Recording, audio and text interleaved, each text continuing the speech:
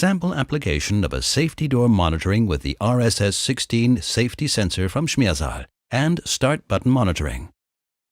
The desired application can be simply configured by means of a rotary switch. To this effect, formerly saved configurations will be deleted first by turning the rotary switch to position C, configuration mode. Subsequently, set the desired configuration, 1 to 11, using the rotary switch. The system status will be signaled during the setup procedure by means of the LED indications.